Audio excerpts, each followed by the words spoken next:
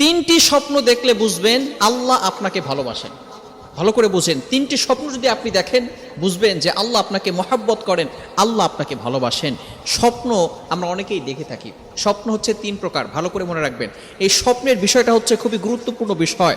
অনেকে স্বপ্নকে বিশ্বাস করতে চায় না, এটাকে অস্বীকার কোনোই অবকাশ নেই। কারণ আল্লাহ রসুল সাল্লাল্লাহু আলাইহি সাল্লাম স্বপ্ন দেখেছেন এবং স্বপ্নের মাধ্যমে আল্লাহ রসুল সাল্লাল্লাহু আলাইহি সাল্লামের কাছে ওহী এসেছে এবং আল্লাহ রসুল সাল্লাল্লাহু আলাইহি সাল্লাম নিজে বলেছেন যে স্বপ্ন হচ্ছে 46 ভাগের এক ভাগ।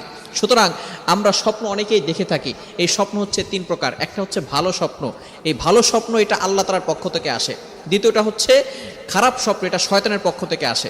সুতরাং আরেকটি হচ্ছে ইচ্ছা স্বপ্ন, অর্থাৎ আপনি সারাদিন যে কাজগুলো করছেন এগুলো আপনি সেগুলোই রাতের বেলা স্বপ্ন দেখছেন। সুতরাং ভালো স্বপ্নগুলো আল্লাহ তাআলার পক্ষ থেকে আসে। তিনটি স্বপ্ন যদি আপনি দেখেন মনে করবেন যে আল্লাহ আপনাকে ভালোবাসে।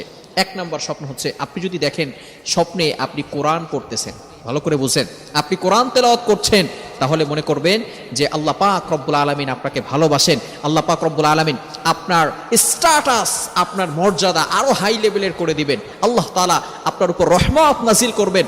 আপনার শান্তি নাই, আল্লাহ পাক রব্বুল আলামিন আপনার জন্য সুখের ব্যবস্থা করবেন। আল্লাহ পাক রব্বুল আলামিন আপনার উপর রহমত বৃষ্টির মতো নাজিল করে দিবেন এবং আপনার সম্মান আরো আল্লাহ তাআলা বাড়িয়ে দিবেন যদি আপনি স্বপ্ন দেখেন কোরআন শরীফ পড়তেছেন।